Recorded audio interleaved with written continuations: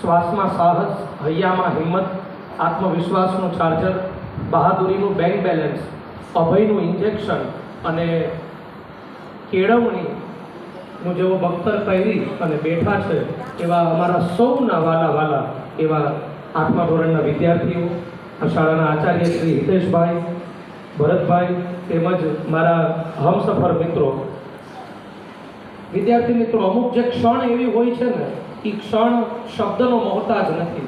જેમ કે આ ક્ષણ મારા શબ્દ છે તે માધ્યમ છે, પણ શબ્દની બહુ મર્યાદા છે. અને એટલા માટે જ હેલન કેલરે પોતાની શબ્દ યાત્રામાં લખ્યું છે કે the most beautiful things in the world not to seen, not to touch, they felt only heart. જીવનની જે શ્રેષ્ઠતમ ક્ષણો હોય છે એ કેવળ ને કેવળ હૃદયનો વિષય છે. અને હું માનું છું તેમ કે આજની આ ક્ષણ છે ને તે કેવળ ને કેવળ હૃદયનો વિષય છે. તમે વિચાર તો કરો કે સમય વયો જાય અને પછી એ તમે ધારો ને તો પણ એ મુમેન્ટ, એ જે મોમેન્ટમ છે તે પાછું આવી ન શકે. તમે આજે જગદીશ્વરાનંદ પ્રાથમિક શાળાની જે આબોહવા લીધી છે, તમે આ ક્ષણ જે પસાર થયા છો અને આ વયો જશે ને પછી તમે આવશો, તમે અમને મળશો, પણ તમે ધારો ને પણ એ તમે જે મજા જે તમે પસાર થયા છો, જે તમે આનંદ લયો છે, જે ઇન્ટરેક્શન, જે પ્રક્રિયામાંથી તમે જે આમ પસાર થયા છો, આ શબ્દની મર્યાદા છે.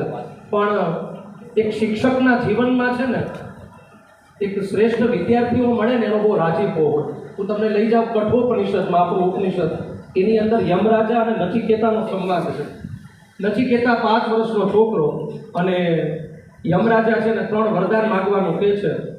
2 વરદાન આપી દે છે ને ત્રીજો પ્રશ્ન જે નચિકેતા કરે છે કે મૃત્યુ પછીનું રહસ્ય શું? આ જે મિસ્ટ્રી, આ રહસ્ય આટલું જબરદસ્ત હોય છે એટલે યમરાજ, અહીંયા શિક્ષક તરીકે યમરાજ છે એટલે સ્ટોપ થઈ જાય છે. એ કહે છે કે બીજું કાંઈ માગી લે. એની કેટલી બધી પરીક્ષા કરે છે. તું કહે તો તને 500 વર્ષનું રાજ્ય આપી દઉં, તને જીવનદાન તું કે તને આપું. પણ નચિકેતા 5 વર્ષનો એ કહે છે મારે આ જાણવું છે, આ રહસ્ય શું છે. અને પછી રહસ્ય કહે છે, પણ એક શ્રેષ્ઠ શિક્ષકના શબ્દ હોય ને, એ શબ્દ અહીંયા યમરાજ કહે છે કે નચિકેતા, મને જીવનમાં તારી જેવા વિદ્યાર્થીઓ છે ને તે મળતા રહે. અને આમ કહીને કઠોપનિષદ પૂરું થાય.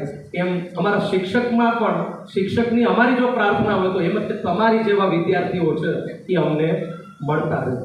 હજી પણ વિદ્યાર્થી મિત્રો, શિક્ષક અને શિક્ષણની એવી ખૂટપટ્ટી નથી કે વિદ્યાર્થીઓને માપી શકે. અમારી પાસે માપવાના માનદંડ કેવળ માપદંડ તમને ભણાવવાના છે, પણ એ સિવાયનું પણ ઘણું બધું છે.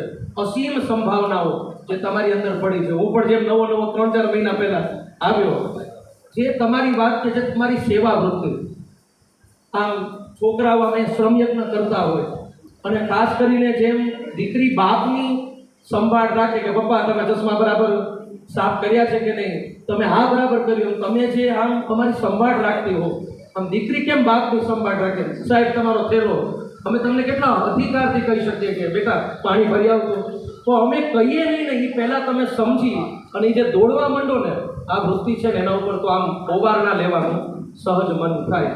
અને એક વિદ્યાર્થી, ઘણા મને વિદ્યાર્થીના નામે નથી આવડતા, પણ એને આંખ ઓળખે છે. જો શબ્દની મર્યાદા છે, પણ તમારી આ જે વૃત્તિ છે ને, આ વૃત્તિનો કોઈ પણ કહેવાય કે એનો કોઈ વિકલ્પ નથી. એક જ્યારે આમ વિદાય સમારંભ, જેને દીક્ષાંત સમારોહ વેદાંતમાં, વેદમાં કહે છે, ત્યારે એક શિક્ષક એને પર ઘણી બધી શિક્ષા આપે અને સમાજમાં જવાનું છે. અને ત્યારે એક વાત બહુ સરસ કહે છે મનીષાબેન કે યાની અસ્માકમ સુચરિતાની તાની ત્વયા સેવિતવ્યાની નો ઇતરાણી. કે શિક્ષક આમ વિદ્યાર્થીને કહે છે, જેમ અમે તમને કહીએ ને એમ કે બેટા એ કે તમને કે અમારા સારા ગુણ તો દેખાણા હશે, અપલક્ષણે દેખાણા હશે, તો તાની ત્વયા સેવિતવ્યાની નો ઇતરાણી. જે સદગુણો, કારણ કે કોઈ વ્યક્તિ પૂર્ણ નથી, અમારામાં પણ ભૂલ હશે, પણ કદાચ એવા દુર્ગુણો દેખાય ને તો તે તમે લેતા નહીં. અને જે સૌથી મહત્ત્વની વાત છે કે તમારી અંદર અનંત સંભાવનાઓ છે. એ સંભાવનાઓ બહાર નીકળે ને તેની વ્યવસ્થા, તે પ્રક્રિયાનું નામ છે તે શિક્ષણ છે. આમ તમારું ઘણીવાર આમ ટેલેન્ટ આમ સહજ રીતે બહાર આવતું હોય પ્રાર્થનામાં. ખાસ કરીને હું 8મા ધોરણના વર્ગખંડમાં વધારે બેઠો છું, મહેન્દ્ર સાહેબ સાથે હોઉં છું, તો ઔપચારિક અને અનૌપચારિક રીતે તમારી જે ભીતર ધરબાયેલી શક્તિઓ જે દેખાય ને તો સહજ રીતે ઓવારણા લેવાનું મન થાય અને એમ થાય કે તમને ખરેખર એક યોગ્ય અવકાશ મળશે અને તમે ગતિ અને પાક સાથે ખૂબ એટલે ખૂબ આગળ વધશો. તો મને સહજ મારી વિદાય યાદ આવી જાય. હું જે સંસ્થામાં ભણ્યો અને એવું થાય કે હું જ્યારે ગયો ત્યારે ભણવું તો ગમે નહીં, આપણા બધાનું મન એવું છે. 2 વાર ભાગી ગયો હતો, પછી પરાણે ત્યાં ગયા. પણ 8 વર્ષ પૂરા થયા ત્યારે બોલવાનું આવ્યું ને ત્યારે એ જે વિચાર આવ્યો એ વિચાર રજૂ કરું કે દરેક વિદ્યાર્થીને છે ને 2 માં હોય. એક માં જે ઘરે હોય, જેમ ભગવાન કૃષ્ણને 2 માં હતી, એક હતી દેવકી ને એક હતી યશોદા. એટલે કૃષ્ણને જ્યારે ગોકુળ છોડવું પડ્યું, હવે મથુરા જવાનું છે. જો મથુરામાં હવે વાંસળી નથી વગાડવાની, ગોકુળમાં વાંસળી બહુ વગાડી. એમાં જગદીશ્વરાનંદ પ્રાથમિક શાળા છે, એ તમારું ગોકુળ છે. એ તમે મજા કરી, આનંદ કર્યો, આમ સહજ રીતે તમારી સંભાવનાઓ છે તે ખીલી. પણ કૃષ્ણની આંખમાં આંસુ હતા કે ખબર છે કે મથુરા જવાનું છે, અહીંયા વાંસળી નહીં વગાડવી પડે, અહીંયા હવે શંખ ફૂંકવાના છે, અહીંયા જરૂર પડે તો સુદર્શન ચક્ર લેવાનું છે. એમ હવે તમે ગોકુળમાંથી જાઓ છો મથુરા માટે, કારણ કે આ યશોદા જગદીશ્વરાનંદ પ્રાથમિક શાળા રૂપી જશોદા છે. હવે તમે એને મૂકો છો ને હવે તમે દેવકી પાસે જાઓ છો, તો ક્યારેક સુદર્શન ચક્ર લેવું પડશે, શંખય લેવું પડશે. જીવન છે એમાં કંઈ બધું સારું નથી હોતું, સારા સાથે ખરાબ પણ હોય છે. સત અને અસત આ બંને તત્વોની લડાઈ છે એ ચાલે છે. અને એમાં જેમ મનુભાઈ પંચોળી કહેતા, દર્શક દાદા, કે શિક્ષણ છે ને સિંહણનું દૂધ છે, એ જે પીશે ને એટલે રાડ પાડશે.